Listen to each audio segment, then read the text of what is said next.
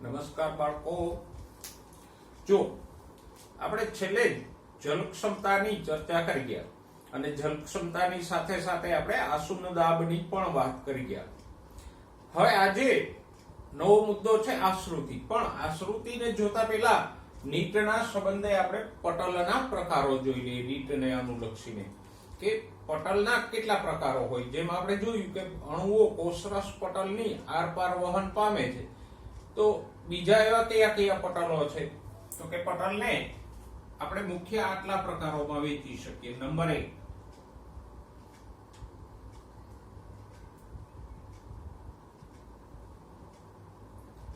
પ્રવેશશીલ પટલ.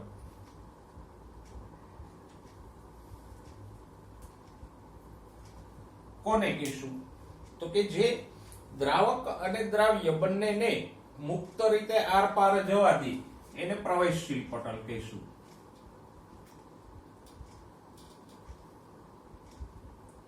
કોઈ પણ દ્રાવણ હોય તો એમાંથી દ્રાવક અને દ્રાવ્ય બંને ઘટકોને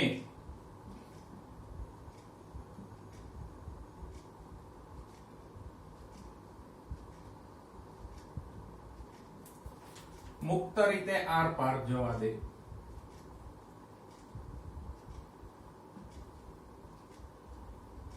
તો એવા પટલને શું કહીશું? પ્રવેશશીલ પટલ. દાખલા તરીકે સેલ્યુલોઝની બનેલી કોષ દિવાલ.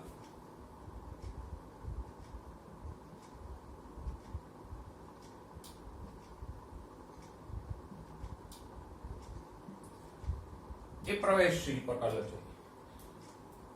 પછી બીજા પણ છે, ફિલ્ટર પેપર વગેરે. તો એ બધા પ્રવેશશીલ પટલો છે. બીજા પ્રકારનું પટલ છે અર્ધ પ્રવેશશીલ પટલ.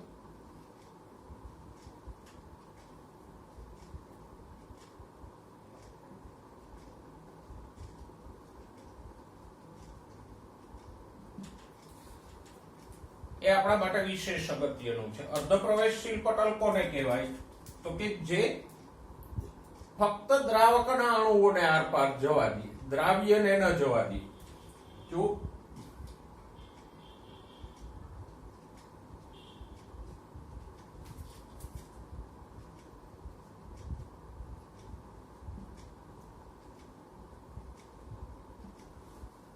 દ્રાવકના અણુઓને આરપાર જવા દઈએ, એ પણ સાંદ્રતા ઢોળાંશ અનુસાર.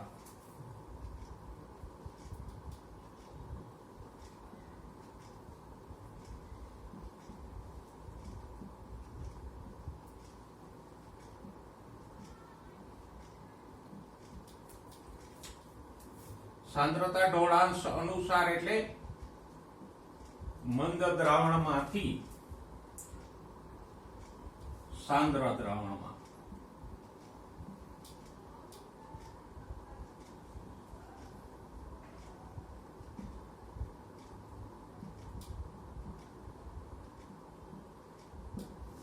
જો અહીંયા બે વસ્તુઓ આવી. અર્ધ પ્રવેશશીલ પટલ કોને કહેવાય? તો કે નંબર 1, જે ફક્ત દ્રાવકના અણુઓને જ આરપાર જવા દે, દ્રાવ્યને ન જવા દે. અને નંબર 2, દ્રાવકના અણુઓને કઈ બાજુ જવા દેશે? સાંદ્રતા ઢોળાંશ અનુસાર, એટલે કે મંદ દ્રાવણમાંથી સાંદ્ર દ્રાવણમાં જવા દેશે. દાખલા તરીકે તો કે આપણું કોષરસ પટલ.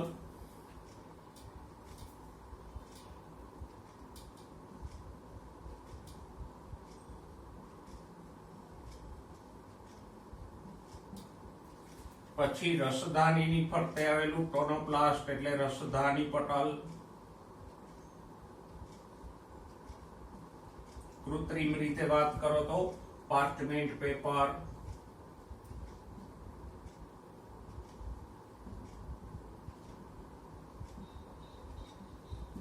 આ બધા અર્ધ પ્રવેશશીલ પટલો છે.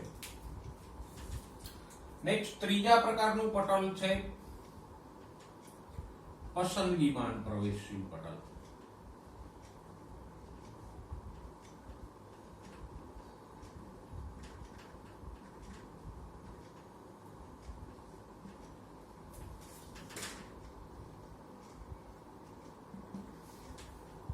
આ વિશિષ્ટ પ્રકારનું છે કે જે પસંદગીના ધોરણે દ્રાવક અને દ્રાવ્ય બંનેને જવા દેશે. પસંદગીના ધોરણે એટલે જરૂરિયાત પ્રમાણે જે અણુઓની જરૂરિયાત હશે એને આર પાર જવા દેશે, જેની જરૂરિયાત નહીં હોય એને નહીં જવા દે.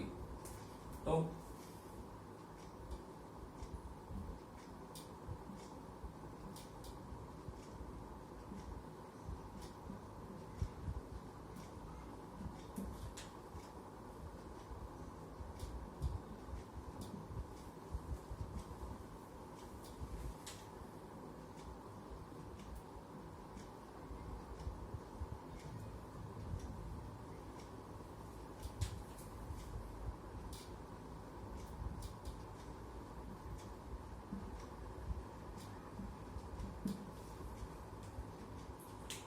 દાખલા તરીકે કોષરસ પટલ એવું પટલ છે કે જે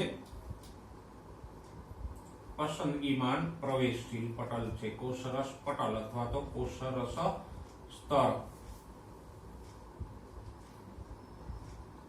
એમાં આપણે ભણી ગયા કે જે પ્રોટીનો દ્વારા સાનુકૂલિત વહન કે સક્રિય વહન થાય છે તો એ પસંદગીશીલ હોય છે. કોષને જરૂરિયાત હોય એ જ આયનોના પ્રોટીનો ખુલે અને એ જ આયનો અંદર આવશે, બીજા કોઈ અંદર આવી શકશે નહીં.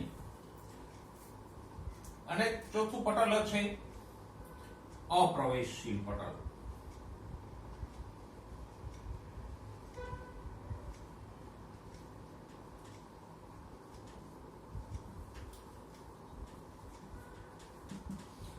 નામ ઉપરથી જ સમજી શકીએ કે અપ્રવેશશીલ કોને કહેવાય. તો કે દ્રાવક કે દ્રાવ્ય કોઈને પણ આર પાર ન જવા દે તો એને શું કહેવાય? અપ્રવેશશીલ પટલ.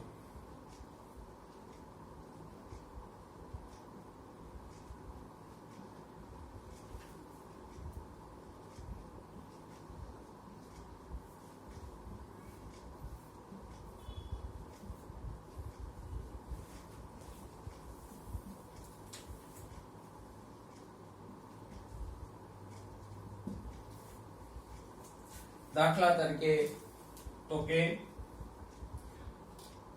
વનસ્પતિ અંગોની સપાટી ઉપર આવેલ ક્યુટિકલનું આવરણ,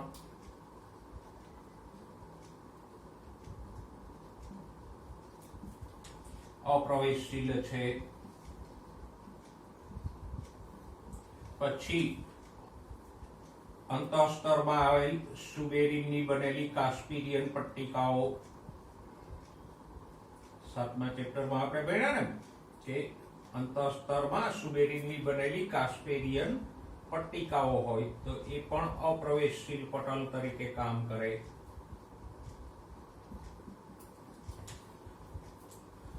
ઓકે, તો પટલોને આપણે આ 4 પ્રકારોમાં વહેંચી શકીએ. કયા? પ્રવેશશીલ, અર્ધ પ્રવેશશીલ, પસંદગીમાન પ્રવેશશીલ અને અપ્રવેશશીલ. દરેકના ગુણધર્મો અને ઉદાહરણોને બરાબર યાદ રાખશું અને તમારી નોટમાં નોંધી લેજો. ઓકે, હવે એક મહત્વની ચર્ચા, આશ્રુતિ કે ઓસ્મોસિસ. જો એને સમજવા માટે થોડુંક આપણે કોષની રચના તાજી કરી લઈએ તો આપણે જાણીએ છીએ વનસ્પતિ કોષની ફરતે સરસ મજાની સેલ્યુલોઝની કોષ દિવાલ આવેલી હોય. એક વનસ્પતિ કોષ હું દોરું તો એની ફરતે આમ સેલ્યુલોઝની કોષ દિવાલ હોય.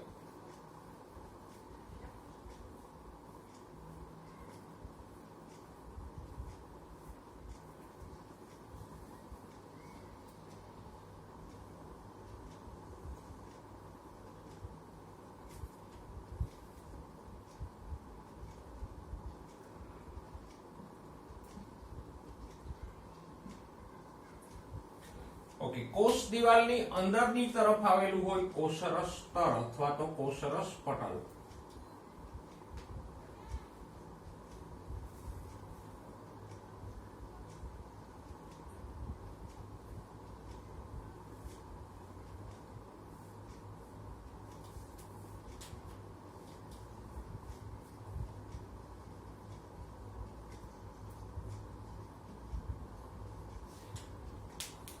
અને વનસ્પતિ કોષમાં એક મધ્યસ્થ મોટી રસધાની આવેલી હોય, મધ્યમાં મોટી રસધાની આવેલી હોય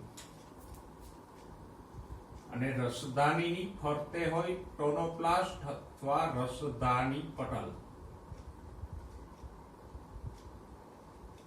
અને એની અંદર ધાની રસ ભરેલો હોય. જેમ કોષની અંદર કોષ રસ હોય એમ રસધાનીની અંદર શું હોય? ધાની રસ પ્રવાહી. ધાની રસમાં મુખ્યત્વે પાણી અને ખનિજ પોષકો દ્રાવ્ય હોય અને રસધાની છે એ એક સ્ટોરેજ ટેન્ક જેવું કામ કરે કે કોષની અંદર જે કંઈ એક્સ્ટ્રા પાણી હશે, ખનિજો હશે, એ બધા ક્યાં જશે? રસધાનીની અંદર.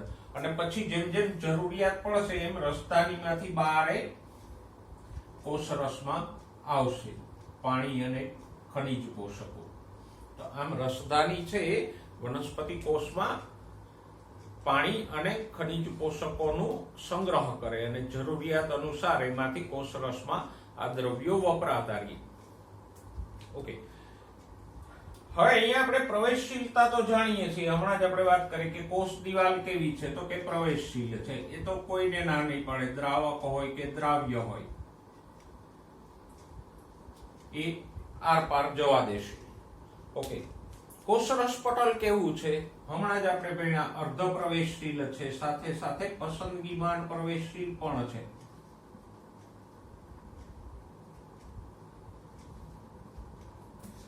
અને રસધાની પટલ પણ અર્ધ પ્રવેશશીલ છે.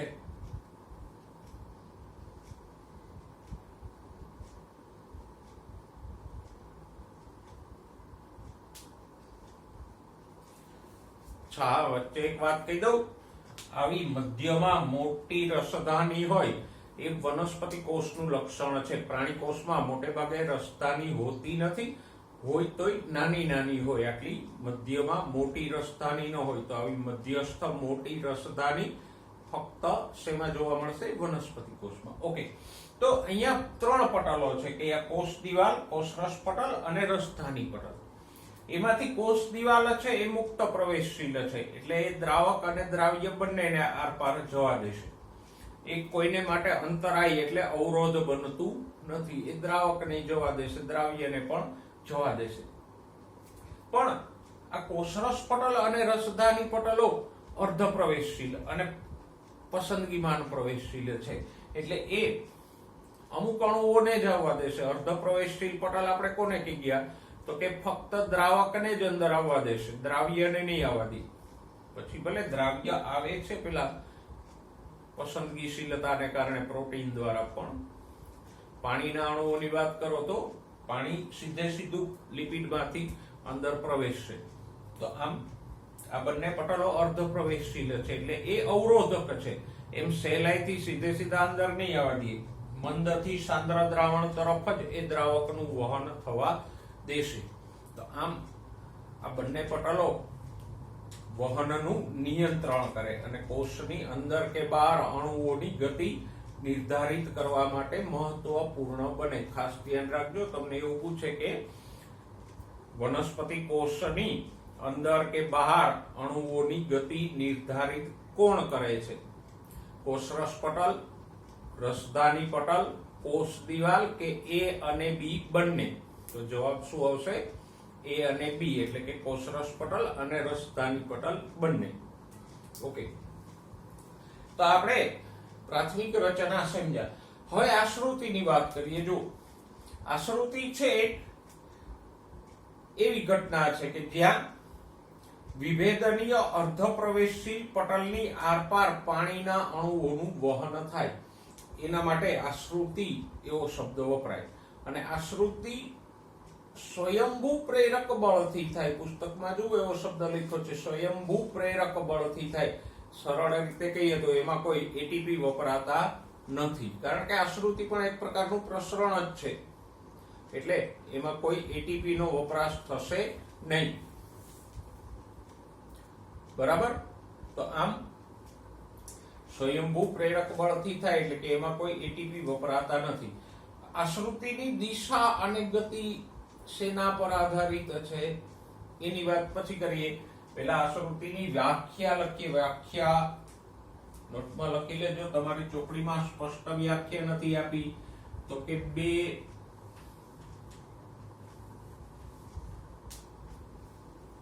असमान सांद्रता वाला द्रावणों ने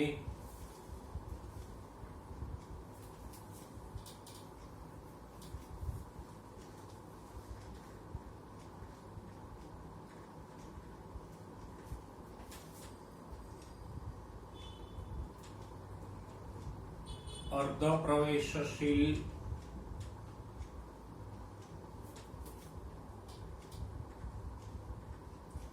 पटल वडे छूटा पाड़ता. હવે અહીંયા દ્રાવણોની વચ્ચે અર્ધ પ્રવેશશીલ પટલ છે એટલે વહન કોનું થશે તો કે ફક્ત દ્રાવકનું, કારણ કે પટલ કેવું છે અર્ધ પ્રવેશશીલ.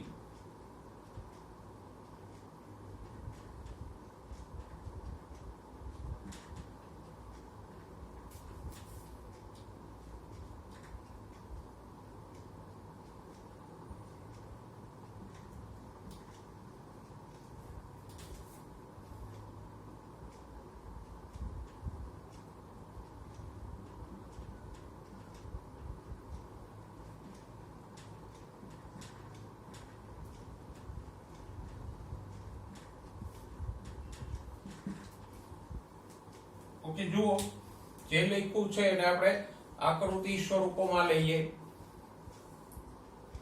પહેલા તો બે અસમાન સાંદ્રતા વાળા દ્રાવણો લઈએ. એક પાત્ર લઈએ.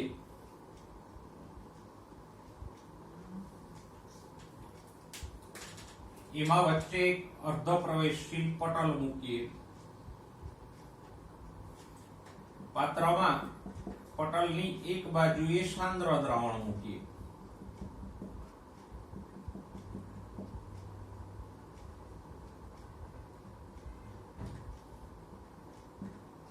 અને બીજી બાજુએ મંદ દ્રાવણ રાખીએ. ઓકે, તો જો આપણે લખ્યું છે બે અસમાન સાંદ્રતા વાળા દ્રાવણો. બે અસમાન સાંદ્રતા વાળા દ્રાવણ આપણે લીધા. એને અર્ધ પ્રવેશશીલ પટલ વડે છૂટા પાડો. તો વચ્ચે અર્ધ પ્રવેશશીલ પટલ આપણે રાખ્યું, પડ્યા છૂટા. તો હવે શું થશે તો કે ફક્ત દ્રાવક, અહીંયા દ્રાવક તરીકે પાણી છે તો પાણીના અણુઓ મંદ દ્રાવણથી સાંદ્ર દ્રાવણ તરફ જશે, એટલે કે આમ જશે. આ મંદ દ્રાવણમાંથી ફક્ત દ્રાવક એટલે પાણીના અણુઓ સાંદ્ર દ્રાવણ તરફ વહન પામે. આને જ કહેવાય આશ્રુતિ. કોને કહેવાય? આને. બરાબર સમજાઈ ગયું? ઓકે, હવે એનો એક આશ્રુતિનો આધાર શેના પર છે તો કે આશ્રુતિની ક્રિયાનો આધાર બે બાબતો પર છે.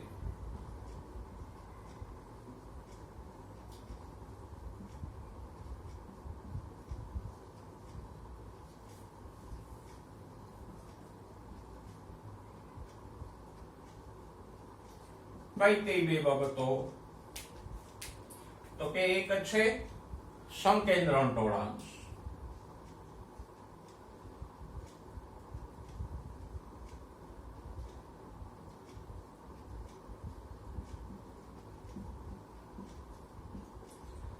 અને બીજો છે દાબ અથવા તો દબાણ ઢોળાંશ. સંકેન્દ્રણ ઢોળાંશ કોણ તો કે આ બે બાજુ વચ્ચે સંકેન્દ્રણનો તફાવત. ધારો કે અહીંયા પેલા હું શુદ્ધ પાણી લઉં છું 0% સંકેન્દ્રણ વાળું, અને અહીંયા 10% પેલા 5% મીઠાનું દ્રાવણ રાખીએ આપણે, તો આશ્રુતિ થશે પણ ધીમે ધીમે થશે. ઓકે, હવે અહીંયા હું 5% ને બદલે 10% મીઠાનું દ્રાવણ લઉં તો સંકેન્દ્રણ ઢોળાંશ વધ્યો ને. એક બાજુ 10% છે, બીજી બાજુ 0% છે, તો ઢોળાંશ વધ્યો. 5% હતું, હવે 10% થયું, વધ્યું. તો આશ્રુતિ વધુ દબાણે અને ઝડપી થશે. હવે 10 ને બદલે અહીંયા તો આપણે 0% શુદ્ધ પાણી જ રાખીએ છીએ. 10 ને બદલે હવે 25% મીઠાનું દ્રાવણ ભરીએ તો આમ આશ્રુતિનો આધાર પટલની બંને બાજુ રહેલા દ્રાવણોની સાંદ્રતાના ઢોળાંશ એટલે તફાવત ઉપર છે. જેમ સાંદ્રતા ઢોળાંશ કે તફાવત વધુ એમ આશ્રુતિ વધારે દબાણપૂર્વક થાય. દાબ ઢોળાંશ. દાબ ઢોળાંશ છે એ થોડું અટપટું છે. અટપટું એટલે એટલા માટે કે અહીંયા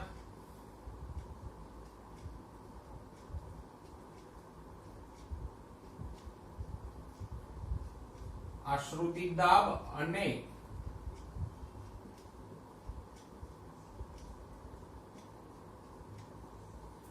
આશુન દાબનો તફાવત અથવા એ બંને વચ્ચેનો તફાવત મહત્વનો ભાગ ભજવે. જો આશુન દાબ આપણે ભણી ગયા કે કોષની અંદર પાણી પ્રવેશે તો અંદર પ્રવેશેલું પાણી આમ કોષ દિવાલ ઉપર કે કોષરસ પટલ ઉપર દબાણ લગાવે તો આ દબાણને શું કહેવાય? ટીપી, આશુન દાબ. શું કહેશું? ટર્ગર પ્રેશર, ટીપી. ઓકે. આશ્રુતિ દાબ કયો છે? તો કે આમ જે દબાણે પાણી અંદર પ્રવેશે છે એ આશ્રુતિ દાબ, એને કહેશું ઓપી. જો અહીંયા પહેલા કિસ્સામાં આશ્રુતિ દાબ ઓછો રહેશે, આમાં આશ્રુતિ દાબ વધુ રહેશે. તો આ ઓપી.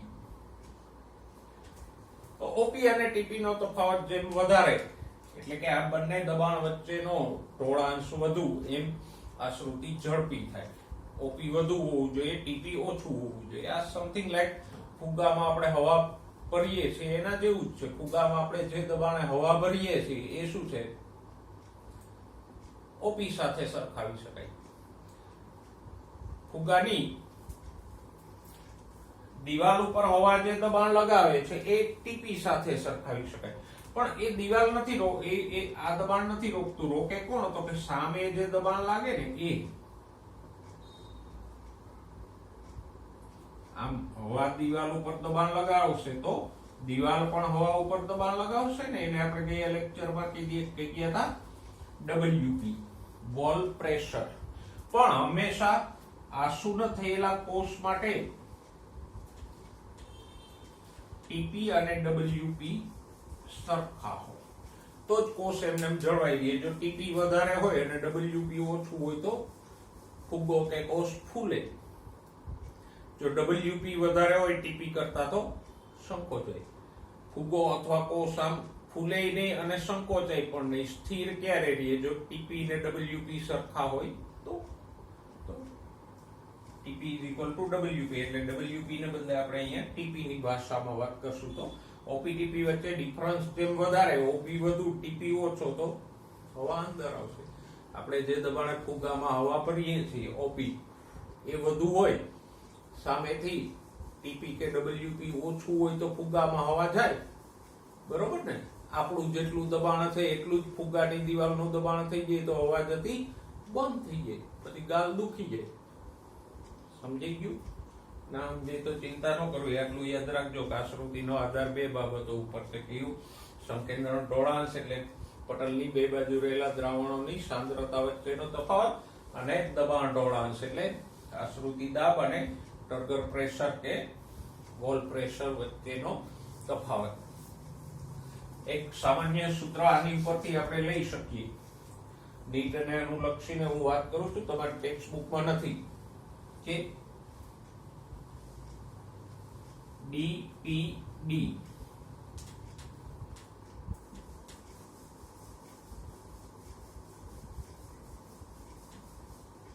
Diffusion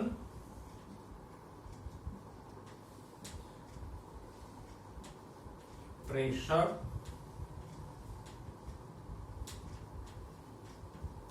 deficit. ગુજરાતીમાં એને કહીએ ડિફ્યુઝન એટલે પ્રસરણ, પ્રેશર એટલે દાબ, ડેફિસિટ એટલે ખાદ કે તફાવત. ઓકે, તો ડીપીડી માટે આમ લખી શકાય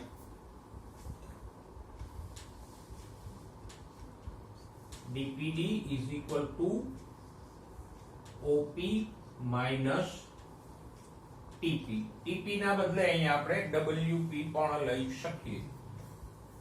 તો ઓપી માઇનસ ટીપી સમજો. જુઓ આ બે સરખા છે ડબલ્યુપી ટીપી.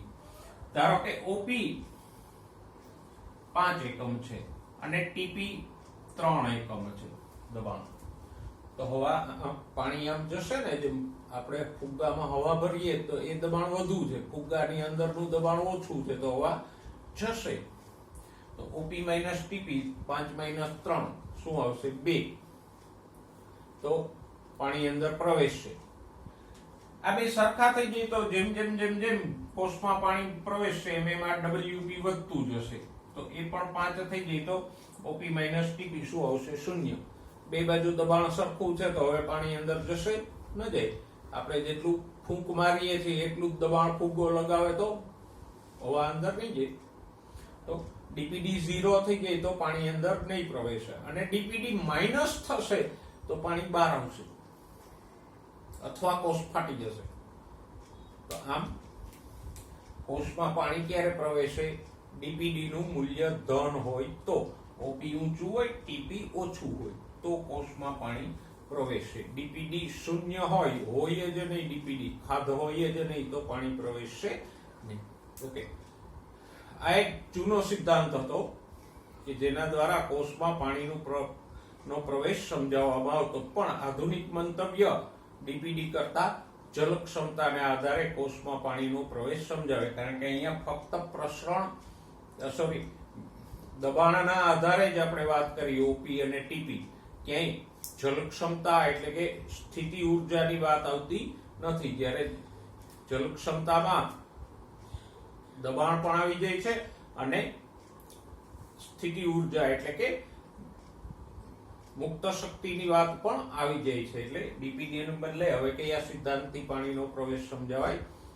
જલ ક્ષમતાથી. હવે દોસ્તો આશ્રુતિને સમજવા માટે બે પ્રયોગો જોઈએ. એક છે બટાકાનું ઓસ્મોમીટર. ઓસ્મોમીટર એટલે આશ્રુતિ દર્શાવતું યંત્ર. એવું બધું કઈ ભયંકર નથી ઓસ્મોમીટર, ગભરાવાની જરૂર નથી. એક બટાકું લ્યો સરસ મજાનું, એની છાલ કાઢી નાખો. છાલ કાઢ્યા પછી એ બટાકાને હળવે હળવે આમ કપ આકારના ગોળ કે ચોરસ ભાગમાં કોતરો. કપ આકાર એટલે નીચે તળિયું હોવું જોઈએ, કાણું નથી પાડવાનું. તો આમ બટાકામાંથી આપણે કપ આકારનો એક ભાગ કોતરી લઈએ આ રીતે. થઈ ગયું ઓસ્મોમીટર. બસ. હવે શું કરવાનું? તો કે એક પેટ્રી ડીશમાં કે કોઈ પણ વાસણની અંદર મંદ દ્રાવણ ભરવાનું. મંદ એટલે આપણે શુદ્ધ પાણી ભરીએ જે એકદમ મંદ હોય. અને આ બટાકાની અંદર શું ભરવાનું? તો કે સુક્રોઝ એટલે ખાંડ અથવા મીઠાનું દ્રાવણ ભરવું, સાંદ્ર, જેમાં સારું એવું ખાંડ કે મીઠાનું પ્રમાણ હોય એવું. ઓકે, રાખી દો. જરૂર પડે તો અહીંયા હળવેથી એક ટાંકણી ભરાવી દો. આમ જ્યાં દ્રાવણની સપાટી હોય ત્યાં, અથવા તો પેનથી નિશાન કરી દો સપાટી આગળ. આને એમને રહેવા દો. 15-20 મિનિટ કે અડધી કલાક પછી આપણે જોઈશું તો જોવા મળશે કે આ સુક્રોઝના દ્રાવણની સપાટી ઊંચે ચડી છે. અને વધારે વાર રાખશો તો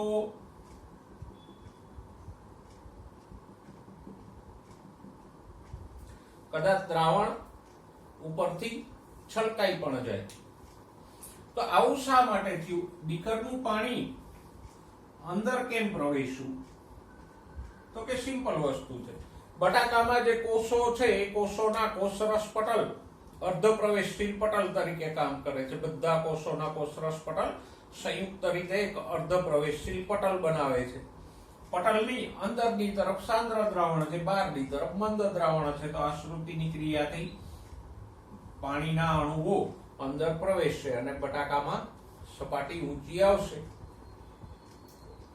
તો આ થયું બટાકાના ઓસ્મોમીટરનો પ્રયોગ.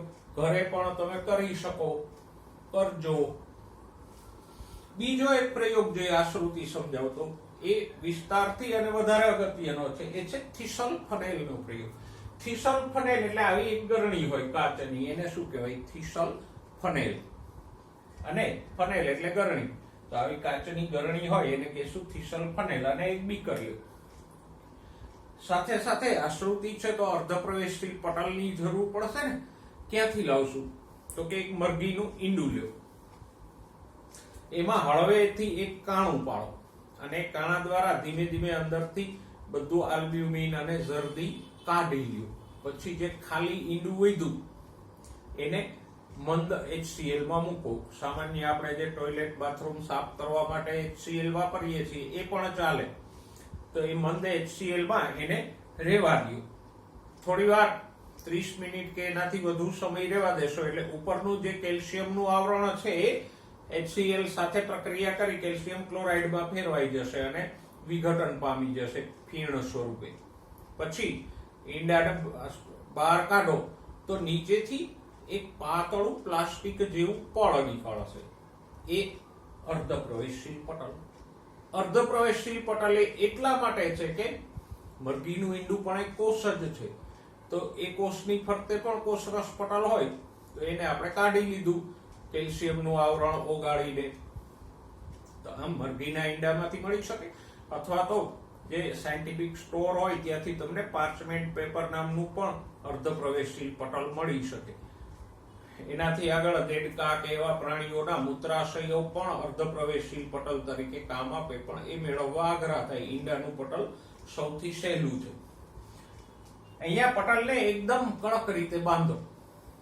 પછી બીકરની અંદર શું ભરવાનું છે? મંદ દ્રાવણ કે પાણી ભરો. અને થીસલ ફનેલની અંદર સુક્રોઝ કે મીઠાનું સાંદ્ર દ્રાવણ ભરવાનું છે. તો જો આ પટલ છે એની એક બાજુ સાંદ્ર દ્રાવણ છે, બીજી બાજુ મંદ દ્રાવણ છે. અથવા ઊંધી ભાષામાં કહીએ તો બે અસમાન સાંદ્રતા વાળા દ્રાવણોને આપણે પટલ અર્ધપ્રવેશશીલ પટલથી છૂટા પાડ્યા વ્યાખ્યા પ્રમાણે જ. તો થશે શું? બોલો. હવે અહીંયા શું થશે? પાણી આમ જશે, આમ જશે, તો કે મંદ દ્રાવણમાંથી સાંદ્ર દ્રાવણ તરફ પાણી જશે, એટલે કે પાણીના અણુઓ બીકરમાંથી થીસલ ફનેલમાં પ્રવેશશે. અને પ્રયોગની શરૂઆતમાં આપણે જો અહીંયા એક માર્ક લગાવી દઈએ પાણીની સપાટીએ, તો થોડી વાર પછી આપણે જોઈ શકીએ કે આ થીસલ ફનેલમાં દ્રાવણ ઊંચે ચડે છે. તો આ બે પ્રયોગો ઉપરથી આપણે સમજી શકીએ કે આ શ્રુતિની ક્રિયા થાય છે. ક્લિયર? ઓકે. હવે આ શ્રુતિની ક્રિયા ક્યાં સુધી થાય? બોલો. ચલો, પ્રયોગ તમે સવારે મૂક્યો હોય તો આ શ્રુતિની ક્રિયા ક્યાં સુધી થાય? બપોર સુધી, સાંજ સુધી, રાત સુધી? ક્યાં સુધી થશે આ શ્રુતિની ક્રિયા? બંને દ્રાવણો વચ્ચે સાંદ્રતા સરખી નહીં થઈ જાય ત્યાં સુધી. ધારો કે પટલની આ અર્ધપ્રવેશશીલ પટલ છે, એક બાજુએ આપણે 10% મીઠાનું દ્રાવણ ભર્યું છે. મીઠાનું ભરાય ખાંડ કરતા સસ્તું પડે ને, એટલે. બીજી બાજુ આપણે 20% મીઠાનું દ્રાવણ ભર્યું છે. તો આ મંદ છે, આ સાંદ્ર દ્રાવણ છે. તો પછી મંદ દ્રાવણમાંથી પાણી આમ જશે. પાણી આમ જશે એટલે આમાં વધારાનું પાણી આવશે, તો આની સાંદ્રતા ઘટશે. ઘટે ને, કોઈ પણ સાંદ્ર દ્રાવણ હોય એમાં તમે પાણી નાખો તો સાંદ્રતા ઘટવાની. બીજું, આમાંથી પાણી જાય છે એટલે આની સાંદ્રતા વધશે. ધારો કે આની સાંદ્રતા ઘટતી 20 માંથી 19, 18, 17, 16 થશે, તો આની સાંદ્રતા સામે વધતી જશે 11, 12, 13, 14. અને બે દ્રાવણોની સાંદ્રતા સરખી થઈ જાય એટલે પાણીની અવર જવર બંધ. કારણ કે પાણી આમથી આમ ક્યારે જાય? મંદમાંથી સાંદ્રમાં જાય છે. અહીંયા તો બે સરખા થઈ ગયા, મંદય નથી, સાંદ્રય નથી. તો આને શું કહેવાય? સંતુલન. બંને દ્રાવણોની સાંદ્રતા સરખી થઈ જાય ત્યાં સુધી પાણી આમથી આમ જશે અને જ્યારે સાંદ્રતા સરખી થઈ જાય અને આશ્રુતિની ક્રિયા અટકી જાય એને શું કહીએ? સંતુલન સ્થપાવવું. પણ હા, કોષ માટે ફક્ત દ્રાવણની સાંદ્રતા જ ભાગ નહીં ભજવે, સામે પેલું ટીપી ને ડબલ્યુપી ને ઓપી ને એ બધું પણ ભાગ ભજવશે. સાંદ્રતાની સાથે દબાણ પણ ભાગ ભજવશે. કોષની અંદર ભલે ગમે એટલો સાંદ્ર જીવરસ હોય, બહાર ઓછો હોય, ઓછી સાંદ્રતા હોય, પણ પાણી ત્યાં સુધી જ અંદર પ્રવેશશે જ્યાં સુધી ઓપી અને ટીપી સરખા નહીં થઈ જાય, અથવા તો એમ કે બંને બાજુ જલ ક્ષમતા સરખી નહીં થઈ જાય. કારણ કે જલ ક્ષમતામાં આપણે ભણી ગયા ફક્ત સાંદ્રતા જ મહત્વની નથી, દબાણ પણ જલ ક્ષમતામાં ભાગ ભજવે છે. ઓકે, આટલું સમજ્યા. હવે એક બીજી વાત, જો આશ્રુતિ પણ પ્રસરણ જ છે ને, આપણે શું વ્યાખ્યા આપી? મંદ દ્રાવણમાંથી સાંદ્ર દ્રાવણમાં જાય. તો વિચારો, મંદ દ્રાવણ કોને કહેવાય? જેમાં પાણીનું સંકેન્દ્રણ વધારે છે એ મંદ દ્રાવણ. ફોર એક્ઝામ્પલ, એક 100% પાણી છે અને બીજું 20% 25% મીઠાનું દ્રાવણ છે. 25% મીઠાનું દ્રાવણ તો શબ્દ તો અર્થ શું થયો? એમાં પાણી કેટલું છે? પાણીનું સંકેન્દ્રણ કેટલું છે? 75% થયું. 25% તો મીઠાના અણુઓ છે. મતલબ મંદ દ્રાવણમાં પાણીનું સંકેન્દ્રણ વધુ છે, સાંદ્ર દ્રાવણમાં ઓછું છે. તો જો આ એક પ્રસરણ જ થયું કે નહીં? પ્રસરણમાં શું થતું હતું? અણુઓ એટલે પાણીના અણુઓ વધુ સંકેન્દ્રણથી ઓછા સંકેન્દ્રણ તરફ જતા. દ્રાવણના સંકેન્દ્રણની વાત કરો તો આનું ઊંચું છે, પણ પાણીના સંકેન્દ્રણની વાત કરો કે આ બેમાં પાણીનું સંકેન્દ્રણ કેવા વધુ છે? આમાં તો પાણીના અણુઓ પોતાના વધુ સંકેન્દ્રણથી ઓછા સંકેન્દ્રણ તરફ ગયા છે. આ તો આપણે દ્રાવણના સંદર્ભે મંદથી સાંદ્ર કીધું. તો આમ અહીંયા પણ પાણીના અણુઓ પોતાના વધુ સંકેન્દ્રણથી ઓછા સંકેન્દ્રણ તરફ જાય છે. માટે આશ્રુતિ પણ શું થઈ? એક પ્રસરણની જ ક્રિયા થઈ. સમજાઈ ગયું આશ્રુતિ વિશે આટલું?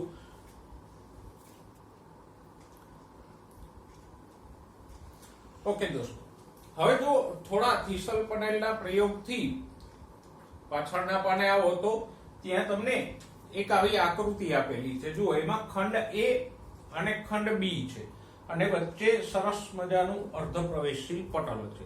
અર્ધપ્રવેશશીલ પટલ એને કહેવાય કે જે ફક્ત દ્રાવકના અણુઓને જ સાંદ્રતા ઢોળાંશ અનુસાર આરપાર જવા દે. બંને બાજુ દ્રાવણ ભરેલું છે. આકૃતિમાં જોઈ શકીએ આ મંદ દ્રાવણ છે, આ દ્રાવ્યના અણુઓ ઓછા છે, આ સાંદ્ર દ્રાવણ છે. અને આકૃતિના સંદર્ભે તમને થોડાક પ્રશ્નો આપ્યા છે. એમસીક્યુ માટે એ પ્રશ્નો ખાસ અગત્યના છે. પ્રશ્ન નંબર 1, જો કયા ખંડના દ્રાવણમાં જલ ક્ષમતા ઓછી છે?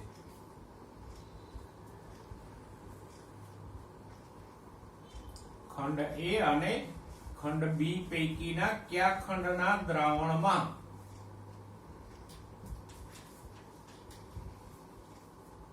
જલ ક્ષમતા એટલે સાઈડ W ઓછી છે?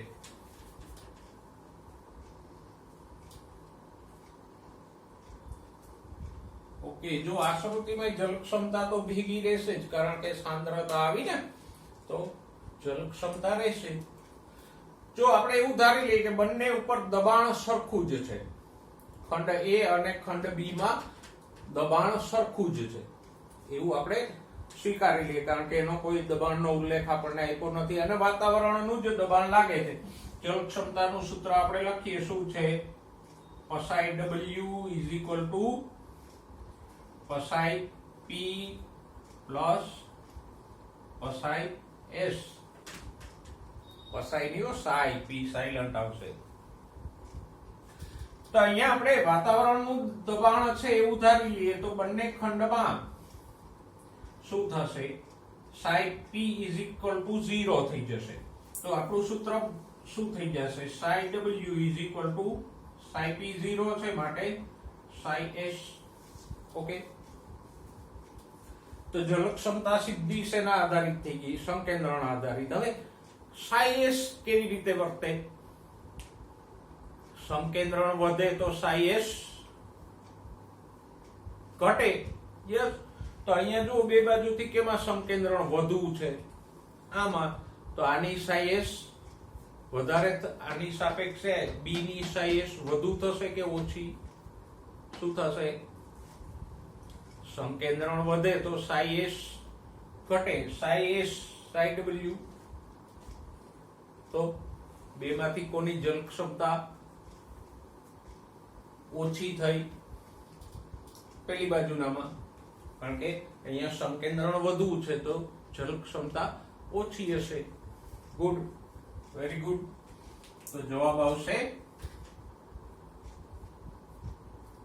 ખંડ એ, સોરી ખંડ બી. એમાં સંકેન્દ્રણ વધુ છે તો જલ ક્ષમતા ઓછી. નેક્સ્ટ ક્વેશ્ચન જુઓ. કયા ખંડના દ્રાવણમાં દ્રાવ્ય ક્ષમતા ઓછી છે?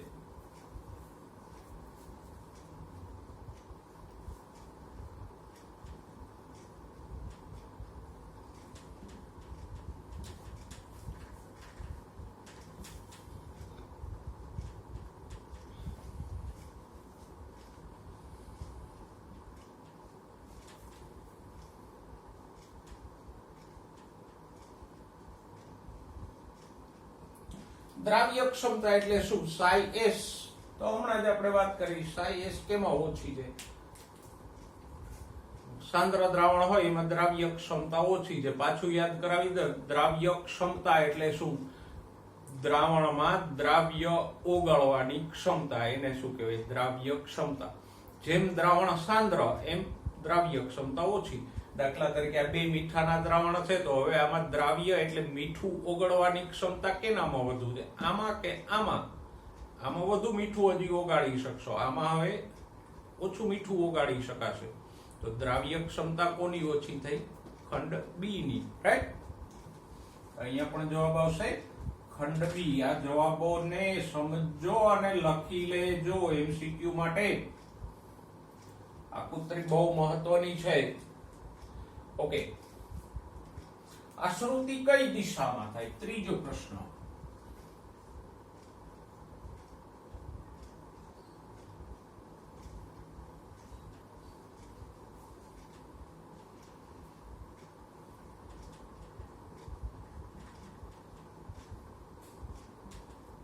આશ્રુતિ કઈ દિશામાં થશે? ઉત્તર, દક્ષિણ, પૂર્વ, પશ્ચિમ? કઈ દિશામાં થશે? તો કે આશ્રુતિ હમણાં જ આપણે ભણ્યા, પાણીના અણુઓ અર્ધપ્રવેશશીલ પટલને પાર કરીને કઈ બાજુ જાય? મંદમાંથી સાંદ્ર દ્રાવણ તરફ જાય. તો આશ્રુતિ આમ થશે. અહીંયા આપણે લખશું A થી B. બરાબર. નેક્સ્ટ. કયું દ્રાવણ ઊંચી દ્રાવ્ય ક્ષમતા ધરાવે છે? આનાથી ઊંધો પ્રશ્ન છે.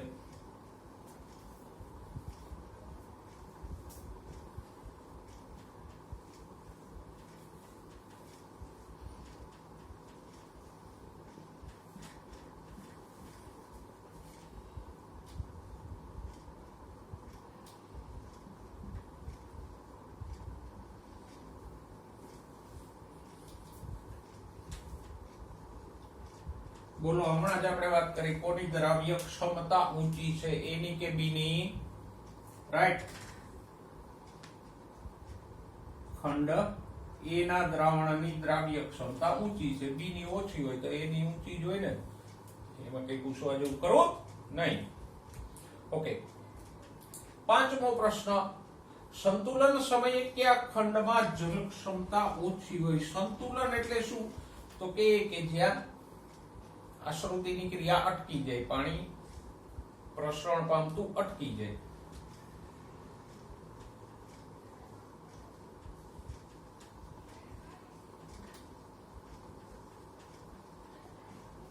તો સંતુલન સમયે કયા ખંડમાં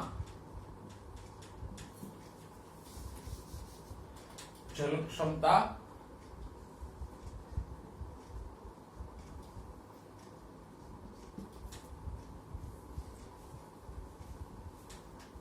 ઓછી હશે? કે હોય, સંતુલન સ્થપાઈ જાય તો બંને બાજુ જલ ક્ષમતા સરખી જ થઈ જાય, કારણ કે પાણી હંમેશા પોતાના વધુ જલ ક્ષમતાથી ઓછી જલ ક્ષમતા વાળા વિસ્તાર તરફ જાય તો બેલેન્સ આવી જાય. આ શ્રુતિની ક્રિયા બંધ ક્યારે થઈ જાય? કાં તો બે બાજુ સાંદ્રતા સરખી થઈ તો, અથવા દબાણ લાગુ પડતું હોય, આ પાત્ર બંધ હોય કે કોષ હોય તો ત્યાં જ્યાં આસુન દાબ લાગુ પડતો હોય તો જલ ક્ષમતા સરખી થઈ જાય ત્યારે. તો અહીંયા આપણે એક પણ નહીં એવું કહી શકીએ, અથવા એમ પણ કહી શકીએ કે બંને ખંડમાં જલ ક્ષમતા સમાન હોય.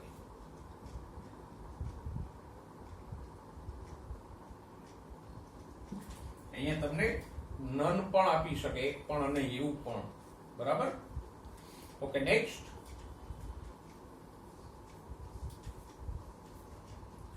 જો ખંડ એક ખંડનું સાઈ મૂલ્ય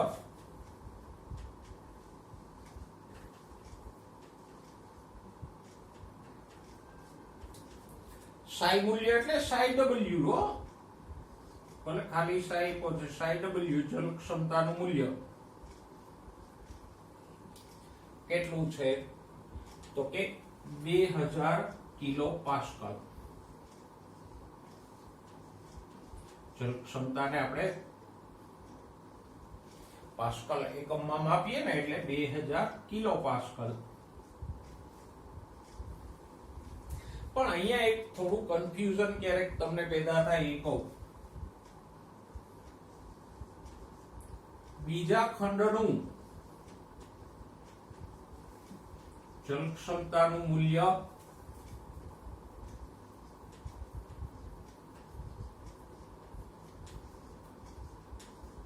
આટલું છે, 1000 કિલો પાસ્કલ. તો કયા ખંડમાં 60W ઊંચું હશે? બરાબર? તો અહીંયા જો આ ડેશ નથી પણ માઇનસ છે, -2000 and -1000. તો જલ ક્ષમતા ઊંચી કેમાં થઈ? -1000 મોટું કહેવાય કે -2000 મોટું કહેવાય? બોલો, -1000 ઊંચું કહેવાય કે -2000? બરાબર? 1000 છે એ મોટું, -1000 મોટું મૂલ્ય છે, તો એમ જશે. પણ ક્યારેક પરીક્ષક જો આને ડેશ સમજી લે તો ધન પણ આપે. માઇનસ એટલા માટે કે અહીંયા બંને દ્રાવણો સાંદ્ર છે, અને આપણે વાત કરી ગયા સાઈ એસ હંમેશા કેવું હોય? ઋણ હોય. પ્લસ તો ક્યારેય થવાનું જ નથી. દબાણ વાતાવરણનું લાગુ પડતું હોય તો સાઈ પી શૂન્ય છે, આમાં થોડીક સાંદ્રતા છે એટલે સાઈ એસ માઇનસ, ઓમાં વધુ સાંદ્રતા છે તો સાઈ એસ વધુ માઇનસ. બરાબર? ફોર ઇન્સ્ટન્સ આને આપણે કહી શકીએ કે આમાં -1000 કિલો પાસ્કલ છે અને આમાં -2000 કિલો પાસ્કલ છે. તો આની જલ ક્ષમતા ઊંચી થઈ. બરાબર? ઓકે, અહીંયા સાઈ ડબલ્યુ ને બદલે તમને સાઈ એસ પણ મૂકી દે.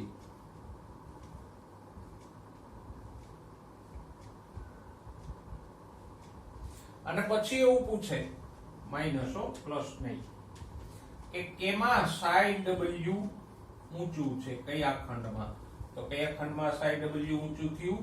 બીજા ખંડનું સાઈ ડબલ્યુ ઊંચું થશે. એટલે જરા ધ્યાન રાખજો, આને પ્લસ સોરી ડેશ તરીકે ગણશે પરીક્ષક તો પ્લસ થશે, તો આ ઊંચું થશે. જો એને વ્યાજબી ધોરણે -2000 અને -1000 ગણે તો 1000 વાળું ઊંચું થશે. એટલે એમાં જરા ધ્યાન રાખજો. બરાબર? તો આ જે પ્રશ્નો હતા એના જવાબોની ચર્ચા આપણે કરી. નેક્સ્ટ ટાઈમ એકાદ બે મુદ્દાઓ આમાં બેચ્યા છે.